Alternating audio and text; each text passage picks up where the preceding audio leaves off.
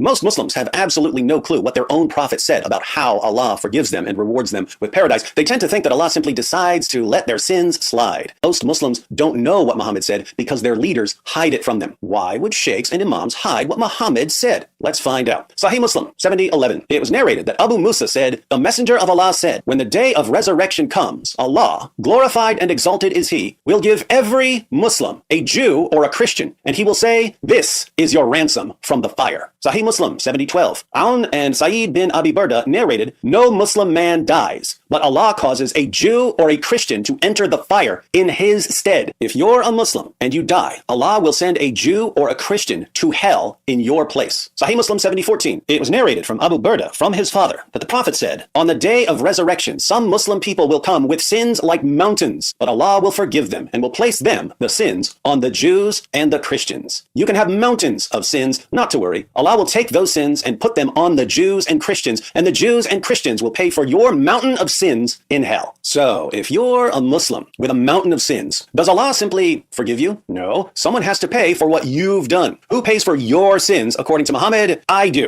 Or some other Christian does. Or some Jew does. Historically, there are way more Christians than Jews, so it's much more likely that a Christian will be paying for your mountain of sins. This means, of course, that in an interesting way, I'm your savior. Your prophet says that your salvation comes from me. I'm your ransom from hell. I pay for your ticket to paradise. Do you want me to be your savior? Do you want some other Christian or Jew? Okay, great question. So to firstly understand this issue, we must understand that this world is a struggle between good and evil. And this struggle first begins within yourself.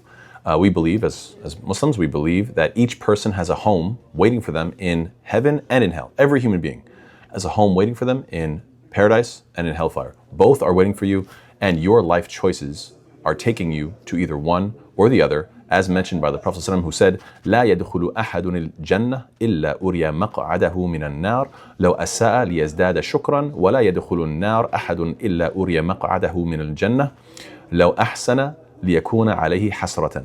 No one will enter paradise except that he'll be shown the place he would have occupied in hell if he had rejected faith, in order to increase him in gratitude, and no one will enter hellfire except he'll be shown the place he would have occupied in paradise if he had faith, in order to increase him in regret.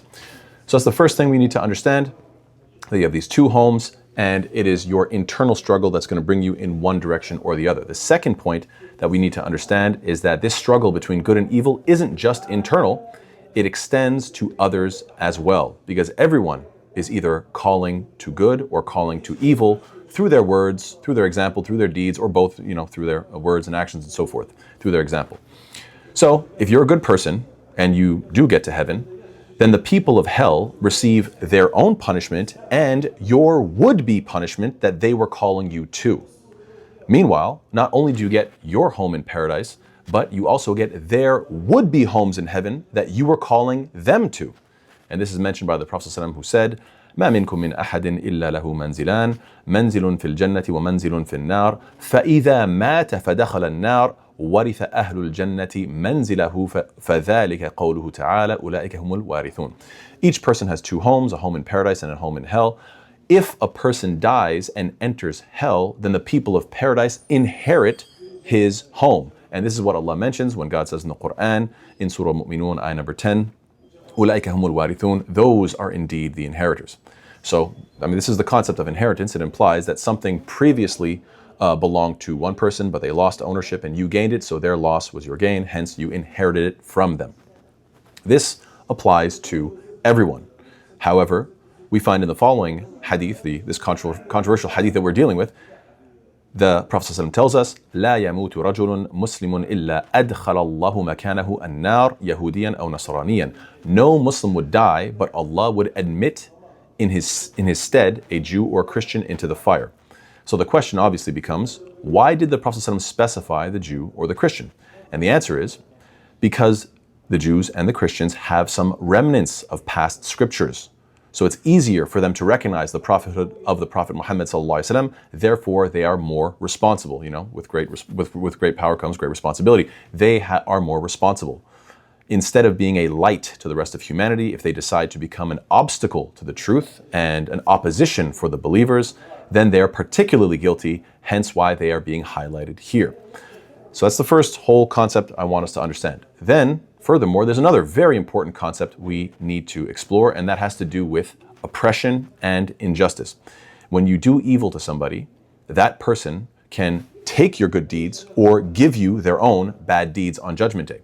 And this is something that the Prophet ﷺ clarified when he said, أَتَدْرُونَ مَا الْمُفْلِسُ قَالُوا الْمُفْلِسُ فِينَا مَنْ لَا دِرْهَمَ لَهُ وَلَا مَتَاعٌ. So the Prophet ﷺ asked his companions, do you know who the bankrupt person is? And they responded, well, to us, the bankrupt person is someone who has neither money nor any possessions. فقال, so the Prophet ﷺ said in response, إن المفلس من أمتي يأتي يوم القيامة بصلاة وصيام وزكاة ويأتي قد شتم هذا وقذف هذا وأكل مال هذا وسفك دم هذا وضرب هذا فيعطى هذا من حسناته وهذا من حسناته فإن فنيت حسناته قبل أن يقضى ما عليه أخذ من خطاياهم فطرحت عليه ثم طرح في النار. The Prophet said that actually the bankrupt person from my ummah, we're going to get to that later, but anyway, the bankrupt person from my ummah is he who comes on Judgment Day with prayers and with fasting and with charity, but unfortunately he also hurled abuses on other people, and then he defamed this person, and he stole money from that person, he shed the blood of this person, and he beat this other person. His good deeds will be credited to the account of his victims.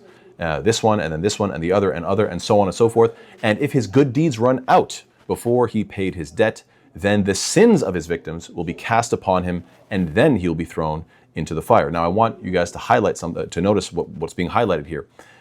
The words, the bankrupt person of my ummah, shows that losing one's good deeds or getting the sins of others put onto you isn't exclusive to the Jews or to the Christians or to any group, nor is it even exclusive to the ummah of Muhammad. This isn't exclusive to Muslims either. It can happen to anybody. It applies to everyone, as long as they're doing oppression. This is why oppression is so evil, and this is actually exactly why Allah in the Quran specified this in Surah Ma'idah, ayat 28 and 29. Allah clarified that this applies to all of humanity. How? By establishing this concept at the beginning of the story of humanity with Cain and Abel, Habil wa Qabil. Why? Because Allah quotes Abel when he said, لَإِن بَسَطْتَ إِلَيَّ يَدَكَ لِتَقْتُلَنِي مَا أَنَا بِبَاسِطٍ يَدِيَ إِلَيْكَ لِأَقْتُلَكَ إِنِّي أَخَافُ اللَّهَ رَبَّ الْعَالَمِينَ. If you should raise your hand against me to kill me, I shall not raise my hand against you to kill you. Indeed, I fear Allah, the Lord of the worlds. إِنِّي أُرِيدُ أَن تَبُوءَ بِإِثْمِي وَإِثْمِكَ فَتَكُونَ مِنْ أَصْحَابِ النَّارِ وَذَلِكَ جَزَاءُ الظَّالِمِينَ.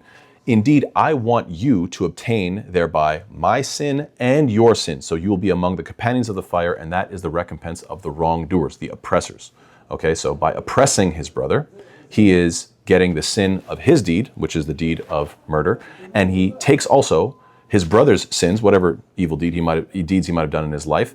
Why? Because of oppressing him. So the question would be, would we then say that Cain is the savior of Abel? Well, no, of course not. We wouldn't call him the savior, but we could say that he's the cause of his salvation. How? Well, because Cain murdered Abel, and through Abel's patience and his acceptance of his oppression, he was elevated to the status of martyrdom. He was elevated to the status of becoming a martyr. So with that concept in mind, we find the second controversial hadith of the Prophet ﷺ, which is under question right now. The Prophet ﷺ says, إِذَا كَانَ يَوْمُ الْقِيَامَةِ دَفَعَ اللَّهُ عَزَّ وَجَلَّ إِلَى كُلِّ مُسْلِمٍ يَهُودِيًّا أَوْ نَصْرَانِيًّا فَيَقُولُ هَذَا فَكَاكُكَ مِنَ النَّارِ. On Judgment Day, Allah will deliver to every Muslim, a Jew or a Christian, and say, this is your rescue from the fire. The question becomes, why particularly them? Well, again, because the Jews and the Christians were familiar with what remained of guidance. They were more responsible in recognizing Islam and calling to good. Instead, they opposed Islam, and the believers resisted their opposition and remained steadfast upon Allah's guidance. Or simply put, they called Muslims away from Islam while the Muslims called them to Islam. Tempting was their damnation, while the believers' resistance was their salvation. The Jews and the Christians were the cause of their temptation, which led to the believers' resistance and results in what? Their salvation. Hence this particular hadith. I hope that makes it clear. To make this matter even clearer, let's take a look at the final hadith of the day.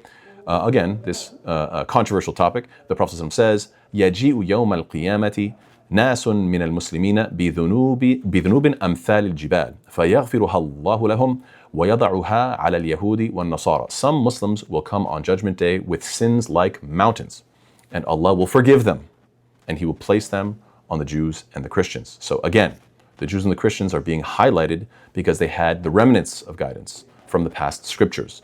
So they should have been alongside the believers on the right path. Basically, they are more responsible. Again, with great power comes great responsibility.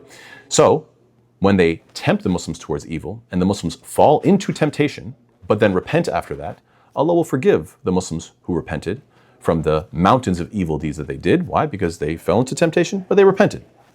Allah will forgive them, and He will place on the enticers who didn't repent, the enticers who didn't repent, He will take those bad deeds and place them on the enticers who did not repent and who should have known better from to begin with, based on who they were and based on what remnants of guidance they had. This has nothing to do with substitutionary atonement because the hadith specifically mentions Allah will forgive them. Look at the hadith, فَيَغْفِرُهَا اللَّهُ لَهُمْ. It specifically says it before mentioning the punishment given to the people of the book. So I hope that is very clear. So this disproves the claim Muslims believe in substitutionary atonement, just as Christians believe that Jesus takes on sin. Muslims believe that the Jews and the Christians take on their sins. This claim, inshallah, I hope you see, has been debunked and is completely false. But if that's still not good enough, then if some Christian is insisting on this point, then you might be able to ask them a question that will help clarify. You can ask them this question. Is it possible that Jesus would have been sacrificed by His disciples? And the answer is obviously, well, no. So would Jesus be sacrificed by Christians? No, of course not. The believers wouldn't do that. Okay, cool. But then how do Christians go to heaven? And then the answer, I believe, would be, well, by the sacrifice on the cross. Cool. So who would do the sacrificing? In every scenario, it would only be non-Christians who would do it. So then we could ask the question, you're making a certain accusation, but we could put it right back to you. The question is, are non-Christians your ticket to heaven? So I hope you learned something today. Take care. Assalamu alaikum wa rahmatullahi wa barakatuh.